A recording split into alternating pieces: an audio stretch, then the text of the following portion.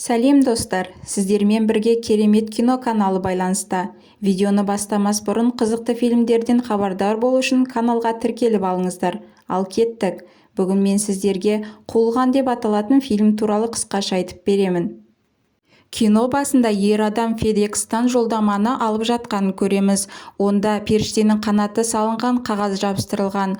Алушы бұл жолдама менің әйелімнен дейді, бірақ ол басқа әйелмен бірге. Басты кейіпкер Чак FedEx компаниясында системалық аналитигі болып жұмыс жасайды. Чак өзінің жұмысына жауапты қарайды. Ол саяхаттап жүр. Қазір Ресейде компанияның жұмысын жақсарту үшін келген. Ал осы үшін Америкадағы Менфиттан Ресей мемлекетіндегі бір үйге жолдама жіберілген. Осы үйдегі бала FedEx компаниясының кеңсесіне келіп, Чакқа жолдаманы ұстатады. Ол қорапты ашқанда ішіндегі сағатты қараса 87 сағат 22 минут 17 секундты көрсетіп тұр. Чактың ойынша жолдаманың 87 сағатта қожайынына баруы үлкен шығын дейді. Біз түсінгеніміздей, Чак Нолан тиянақты әрі турашыл. Чак үшін жолдаманың қожайынына уақытында жетуі өте маңызды. Сонымен қоса осы күйбең тіршілікпен бірге ол Келли деген қызбен қарым-қатынасты сақтап қалды. Чак Келлиге Ресейден хабарласып, оған Менфитке 18 сағаттан кейін келетіндігін айтады. Біраз уақыттан кейін ақшқа келіп Келлимен кездеседі. Олардың арасында үлкен махаббат бар. Кейін олар Ноланд отбасында жаңа жылдық кешкі асқа барады. Кешкі ас кезінде Чактың ағасы олардың үйленуі жөнінде сөз қозғайды, бірақ бұл жұп жауаптан қашқақтап күле салады. Чактың кешкі ас кезінде тісі ауыра бастайды. Ол тіс дәрігеріне баруды ойлайды. Сол кезде өзінің пейджеріне Ал Келли оған қарайды. Олар бір-біріне қарап барлығын түсінеді. Себебі Чакқа мереке күндері болса да жұмысын жалғастыруы қажет. Чактың жұмысына берілгені сонша, оған қайта жолға шығуы керек. Келли барлығын түсініп отыр, бірақ оған жаңа жылға дейін қалуды өтінеді. Чак оған келіседі. Келесі күні Келли Чакқа отбасылық ескі сағатты жаңа жылдық сыйлық ретінде сыйға береді. Чак мұндай сыйлыққа риза болады және кетер алдында Келлиге кішкене қорапты ұстатады. Келлидің ойынша бұл неке жүзігі. Чак оған мұны жаңа жыл қарсаңында қайтып келген соң бірге ашамыз дейді. Осылайша Чак 4 экипаж мүшесімен Малайзияға жолға шығады. Бірнеше сағаттан кейін олар дауылға тап болады. Чак ұшқыштардың байланыстың жоғалғандығын естиді. Біраз уақыттан кейін ұшақта бірдеңе жарылады. Солайша қатты шайқалуға әкеліп соғады. Ұшақ басқарылуы қиындап, ұшқыштардың бірі Чакты отырғызбақ болғанда ол басынан қатты жараланады. Чак судың өте жақын қалғанын және ұшақ теңізге қарай кіріп бара жатқанын көреді. Ұшақтың іші суға толып, Чак суға бата бастайды. Ол авариялық үрілген құтқару қайығын қолданады. Осы құтқару қайығы арқылы Чак су бетіне шығады. Ауа райы өте нашар, оған үлкен толқындар соққы болып келеді. Бұл өлім бе әлде қиын жағдай ма? Бұны Чак түсінбейді. Оның бақытына орай аман қалып, бір белгісіз аралдың жағасына тап болады. Ол қайықтан түсіп жан-жағына қараса, сағат әлі онымен бірге екенін көреді. Сонымен қатар FedEx компаниясының бірнеше жолдамасын тауып алады. Ол өзінің жападан жалғыз екендігіне қапа болады. Ең жақын арал болса, біраз километр жер екендігін байқайды. Ол жерге үлкен етіп құтқару сөзін ұшақтар көздіру үшін жазады. Солайша оның бір күні Келли берген сағатқа қараумен өтеді. Келесі күні ол тағы да бірнеше жолдаманы тауып алады.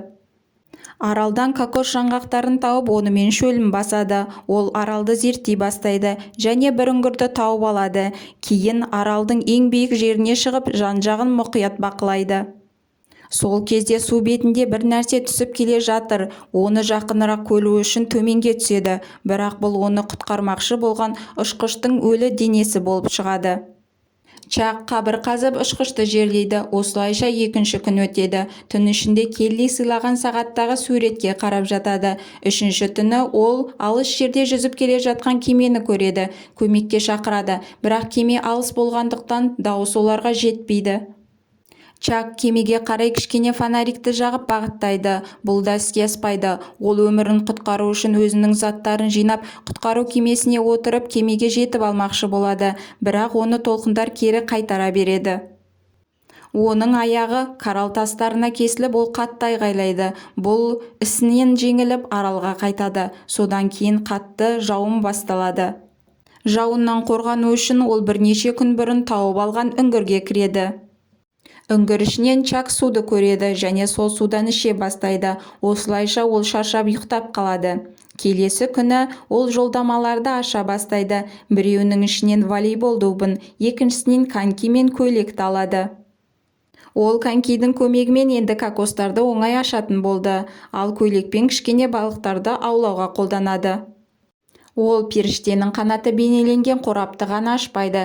Чак оны әдейі мотивация үшін өзінің негізгі қожайынына тапсыру үшін қалдырады.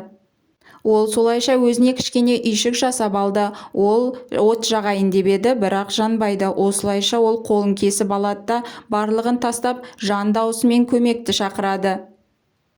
Бірнеше минуттан кейін волейбол добында жағылған қанды көреді. Чак доптан адамның басын бейнелеп, ол жерге жалғызсырамау үшін алдына қойып қояды. Ол доппен әңгімелесе бастайды. Сосын бірнеше уақыттан кейін отты жағады. Чак қуанып отты айнала билей бастайды. Әйтеуір оған қуанарлық жайт болды. Ол отқа шаянды пісіре жүріп, доппен әңгімелеседі. Чак оны Уилсон деген есім береді. Ол Уилсон компаниясында жасалған болатын. Келесі күні оның тісі қатты ауыра бастайды. Ол коньки мен тасты қолданып, тісін түсірмекші болады. Сөйтіп есінен танады. Солайша ол бұл аралда қалғанына 4 жыл болды. Чак қазір бұрынғыдай емес. Оның шашы мен сақалы өсіп кеткен, қатты өзгерген. Аралдағы болған осы уақыттарда Уилсон да өзгерді. Ол Чактың өмірінің негізгі бөлшегіне айналды. Бір күні үңгірде ұйықтап жатқан кезде бір шуды естиді. Осылайша үңгірден шыққан кезде пластик есіктің сынығын тауып алады. Сынған есікке қарап отырып, онымен не істеуге болады деп ойлайды. Солайша оған жақсы бір ой келеді. Ол оны уақытты есептеу үшін қолданылады. Қазір ақпан айы болатын, ал ол болса 2 айдан кейін теңізге шығуды жоспарлайды. Ол ағаш кеме жасауға кіріседі. Сонымен қатар ағаштан арқан жасап, ағаштарды бір-біріне жалғайды. Оған көп арқан керек болады. Сол үшін аралдың төбесіне шығады. Осы 4 жыл ішінде Чак өзін-өзі жоғалтып, өзін-өзі өлтіруді деп ойлайды, бірақ ол мұны жасамайды. Себебі енді ол арқанды пластикті кемеге мықтап бекіту үшін пайдаланады. Кемеге жүзуге ыңғайластырады. Осылайша жолға шығатын уақыт келді. Чак кемеге мінбес бұрын тасқа жазу жазады. Ол кемеге мінеді, кемені есе бастайды, және ол кемені үлкен толқындардан алып қалады. Чак осымен барлық мәселелерді шештім деп ойлайды. Ол бақытты. Кеме үстінде ол бірнеше күннен кейін үйіне жетемін деген үміті болды. Бірақ Чакты басқа да мәселелер күтіп тұрды. Оның ішетін суы мен жейтін тамағы жоқ. Ол жаңбыр суын ішіп балық аулай бастайды. Бір түні қатты жауын басталады. Чак кемеден бар күшімен ұсталып тұрады. Жаңбыр басылған соң Чак Уилсонды таба алмайды. Ол айқайлайды. Себебі 4 жылдағы оның жалғыз досы сол еді. Ол қатты күйзеледі. Солайша біраз уақыттан соң Уилсонды көреді. Ол оны құтқармақшы болып суға секіреді. Бір қолын Уилсонға созады, екінші қолымен кемеден ұстанбақшы. Кеме арқаны оның қолынан шығып кете береді. Чакқа қайта тоқтауға тура келеді. Уилсон Чактан ұзап кетеді. Ол бар күшімен Уилсонға қолын созады, бірақ ештеңе шықпайды, үмітін үзеді. Чак 4 жылдағы жақын досын жоғалтқанынан қатты жылайды. Уилсон жоғалады, кеме сынды. Чакта мүлде үміт жоқ болып көрінеді. Чак ауырып қалады. Аурудың салдарынан денесінде қозғалта алмайды. Жанында жүзген кит су шашып жатыр және артынан кеме жүзіп келе жатады. Чак сол кезде көзін ашады. Үлкен жүк кемесін көріп қуанады. Қаншама ауыртпашылық пен бақытсыздықтан кейін Чак құтқарылады. 4 аптадан кейін ол ұшақпен үйіне қайтады. Оның досы оны өлді деп ойлап жерлеу рәсімін өткізгендігін айтады. Ұшақ қонғаннан кейін бір адаммен танысады. Ол Келлидің күйеуі екендігін айтады. Ол Келлидің қатты абыржулы екендігін түсіндіруге тырысуда. Чак үндемей, не айтарын, не істерін білмей қалады. Оның көп жылдардағы махаббаты басқа адамға күйеуге шыққанына сенбей отыр. Оның достары мен отбасы мүшелері аман сау оралғандығы үшін кеш ұйымдастырады. Барлығы кеткен соң Чак лобстерге қарап тұрып, аралдағы крабтарды жегені есіне түседі. және де от жаққышқа қарап тұрып оттың қандай маңызды екендігін ойлайды. Чак өзінің төсегінде ұйықтай алмай жерге жатып, Келлидің бұрын сыйлаған сағатына қарап жатады. Келли басқа адамға тұрмысқа шығып кетсе де, жағдайды түсінгісі келеді. Ол такси алып Келлидің үйіне келеді. Келли есік ашып, оны ішке шақырады. Чак оған бірдеңе айтқысы келеді, бірақ Келли оны құшақтай алады. Чак оған өзінің сыйлаған сағатын қайтарып береді, ал Келли болса бұған таң қалып тұр. Чак ол отбасылық құнды затты болғандықтан Келлиге қайтармақшы. Кейін Келли оған сақтап қойған өзінің машинасын көрсетеді. Ол кілтті береді. Чак машинаға мінеді. Олар бірін-бірі жақсы көретіндігін айтады, бірақ қазір кеш. Келли өз отбасын тастап кете алмайды. Солайша олар бірін-бірін қалдыруды шешеді. Фильм соңында ол машинамен келе жатқанын көреміз. Ол аралдағы жолдамаларды қожайындарына тапсыруды ойлайды.